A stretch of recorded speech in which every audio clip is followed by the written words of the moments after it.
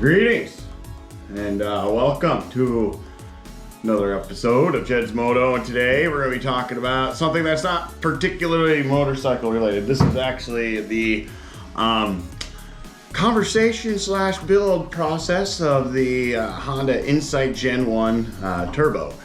There's not a lot of information out there. This is why I'm kind of deviating off my motorcycle content. I really wanted to put this one together so that, dingbats don't go out and just think they can buy a cheap old turbo, slap it right on, go for it, and there we go. False information on Facebook or Insight site. I came across a couple of guys that said, oh, you just slap turbo on that and I'll get the cheap Chinese turbo, 3-flange turbo, fill bolts right on the exhaust and all that, and just do a couple tweaks on the fuel management. You got boost, baby. And I just want to kind of disprove some of that stuff. Look, so first thing you need if you're going to do a turbo build is a little bit of knowledge, power, brain knowledge, and experience. So, I don't credit myself as a mechanic master, but I'm definitely what you would consider a shade tree mechanic. I've done all sorts of work. I've done engine rebuilds. I've done all sorts of things. Motorcycles, as you know, as you follow my channel along, you've seen me do all sorts of work under the tree. But I also know a lot about cars, and I've had 3 or 4 turbo cars. Most of them are built. I did do some drag racing with a built Dodge Daytona Turbo. So I know about turbo cars, and if you're gonna get into a turbo project, you really need to know how to tune these things. Like if you just go into it like, oh, just slap turbo on it, gear, shift the gear, change the gear. Nah, dude, like you really gotta take the time to become versed. If you've never done anything mechanical, this is not for you. Have someone else pay for it.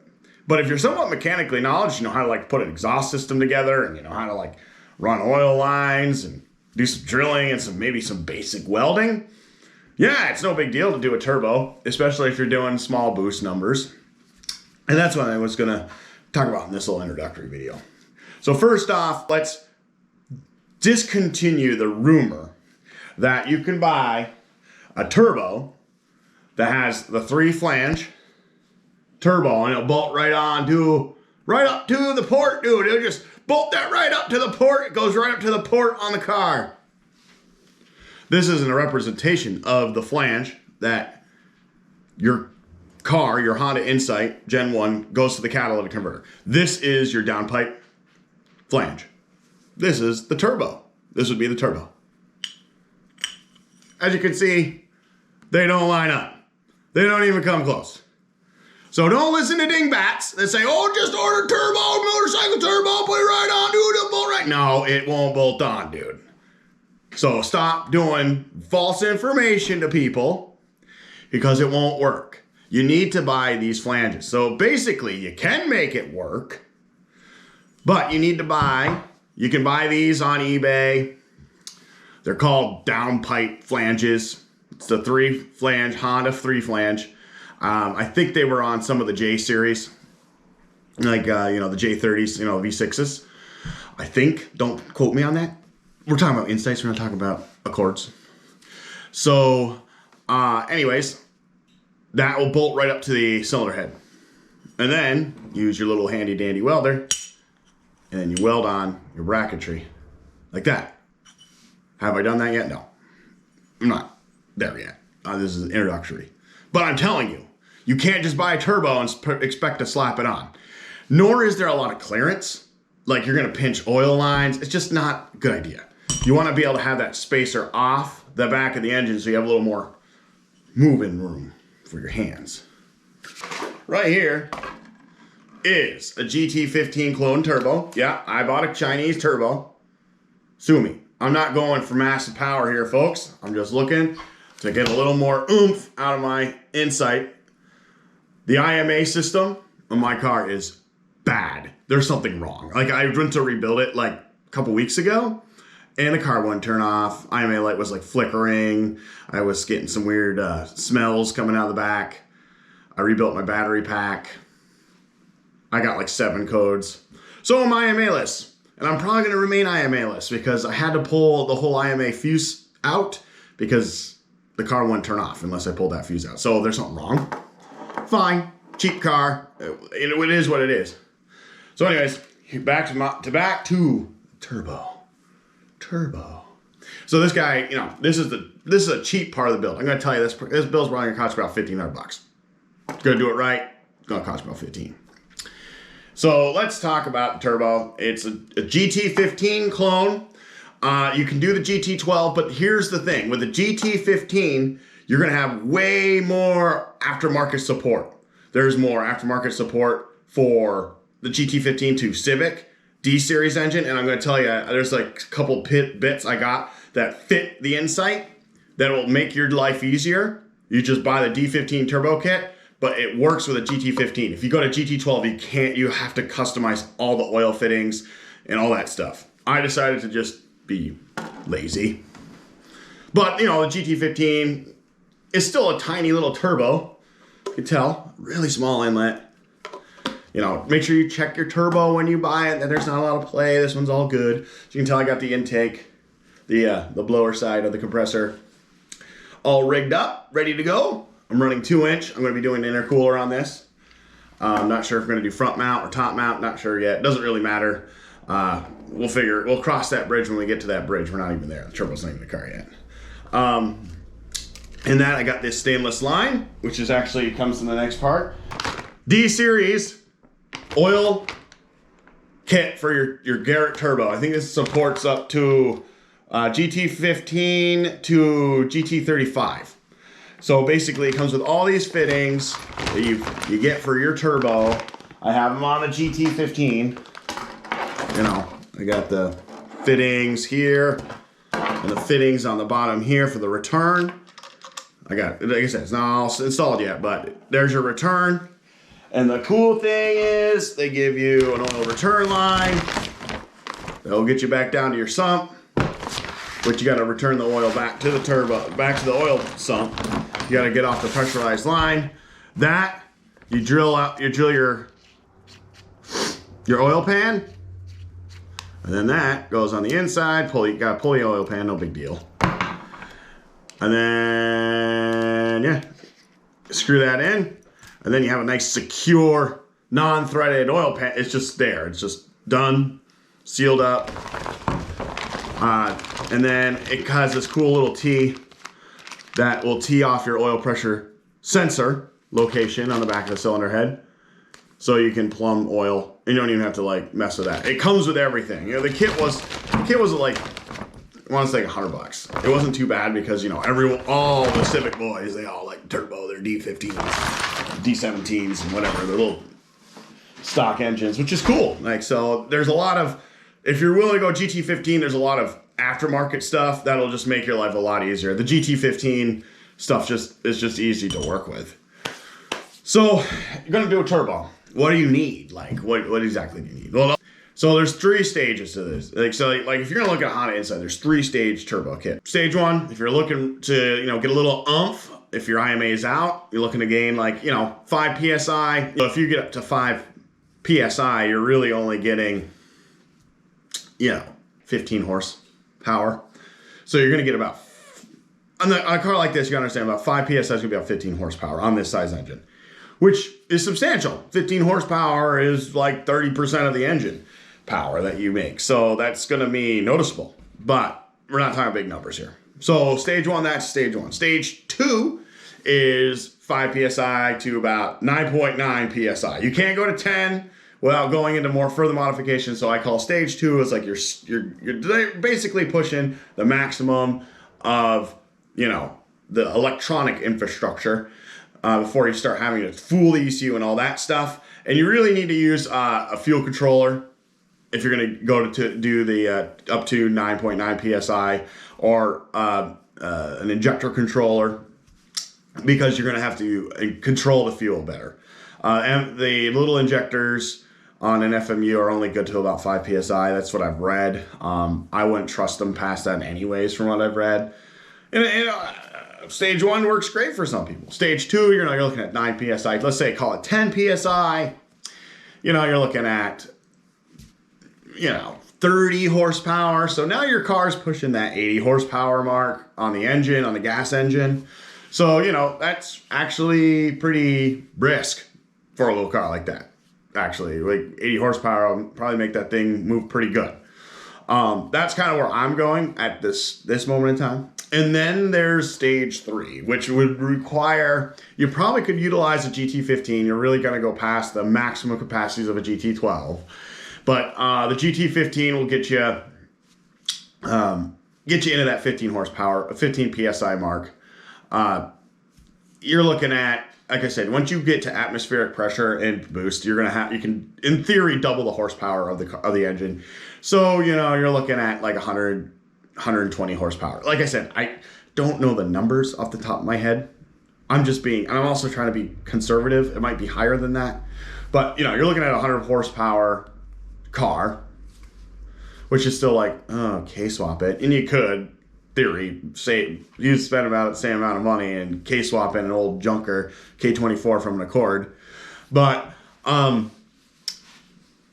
this is kind of a cool option because you still retain the lean burn. You're still going to retain efficiency. The K-Series, I've seen guys with K-Series swaps get 50 miles per gallon. That's no problem. But like, I also can get 60 miles per gallon without IMA on my car in the summertime when like perfect conditions, good summer, low resistant radials on. So I'm kind of like want to be able to still get that 55, 60 mile per gallon mark. And so that's kind of why I'm going the turbo route. So like I said, stage 3, you're going to have to fool your map sensor. Basically, when you hit 10 PSI, map sensor throws a check engine light, and all sorts of wonky things happen in the ECU. So basically, you're going to have to fool the ECU. I used to do it with my old Daytona. I had a map sensor, max pressure, I believe it was like 12 PSI or 13 PSI. And to fool the ECU, I had to put in a resistor. So like the voltage would reach a certain point and wouldn't go past that voltage. And then I controlled the additional fuel because obviously ECU doesn't see what's going on. So it's not dumping, it's not adding fuel, it's not controlling ignition or anything. It just thinks the pressure is that. Although like everything else is changing, obviously. So I controlled my fuel with auxiliary injection, like extra injectors. That's how I control my fuel in my Daytona. I got up to 18 PSI. I was running, 12-second quarter miles with it, which is pretty good for freaking single overhead cam Dodge Caravan turbo engine. Basically, that's in that car. It wasn't a high performance engine by any stretch of the imagination. And it was quick. It was a quick car, but like I have experience with fuel and like managing my fuel with injectors. So that's the stage 1, stage 2, stage 3. All stages, you're going to require your gauges. I got this little gauge cluster here and some gauges, and I've got an air fuel ratio meter, wide band, not narrow band. You want wide band. It's got 5 different measuring frequent ranges than a narrow band, which is like I think 2 or 3. So this is going to give you a lot more detail on which way to go with your fueling. This isn't necessarily if you're doing a stage 1 and you get your car set up, I'd still keep this in here as an I, because when you're boosting and you see this start to go into the red and get lean, back off. You're going to blow something up. You're going to break something. You're going to burn a hole in the piston. You're going to do something. So this is important. This is a critical piece of equipment that you have on any kind of car that you're going to turbocharge that isn't stock. If you're in it, and this goes with like even turbocharged cars. If you decide to go more boost or you want to start tuning, this is an essential item. Period. And then obviously a boost gauge, but I got this mechanical as a failsafe, and especially if someday I decided, all right, I'm going to go past the 10 PSI, I'm going to start seeing if I can't make a custom intake manifold and go crazy and get a little more power out of it. Power, baby. A mechanical boost gauge is going to be what you want. So the big questions are fueling. I see that one all the time. I ask the question. No one really gave good straight answers, especially on the inside forum. It's like, well, I don't really know. I can't really tell you how it works. This is how I set it up. And so I'm putting this on the internet so that you guys have an understanding of how to fuel your car. Like I said, we're talking about stage 1, stage 2. We're not going to go to stage 3 because that's just beyond. That's just, you're looking at maybe even doing like a micro squirt or mega squirt ECU, like just removing the stock ECU and having complete control of the engine. You're going to need that for like pulling timing and stuff like that. But we're talking here. Stage 1. This is your stage 1 fueling solution. It's a little icy because it's frozen in my shop. This is a fuel management unit. Special words, fancy words for fuel return kink maker. Basically, all it does is it kinks the return fuel from your fuel rail, so it doesn't go back to the tank. It builds pressure on the fuel rail. So what that does is when your injector fires, it's firing more fuel than it wants to. I've heard these work long term on 5 psi. Great. I would assume that the ECU would eventually kind of figure it out and try to like cut back on pulses, but I don't know. I don't know if it can. I don't know how the programming works on it. But I heard these work pretty good up to 5 psi. I got this because I'm probably gonna do my turbo kit in stages, and I might just go stage 1 just to like get the turbo in because my exhaust manifold is shot in my car. So like I need an exhaust manifold, and I'm not gonna buy a new one. I'm just gonna put the turbo in because that is an exhaust manifold basically. And but anyways, this is stage 1. This one I believe is 12-to-1. This is the recommendation. The one that seems to work the best for everybody is this 12-to-1 unit. So cool, comes with a little how-to. It's really easy, super easy. One line goes to your intake manifold where your boost is. So as your boost pressure raises, it cuts the fuel back. And then this is your fuel. It's super easy. Just tie it in to your fuel return so that when the fuel goes back, it kinks and it just builds the pressure in the fuel rail, which builds the pressure against the inside behind the injector, and it causes more fuel to flow.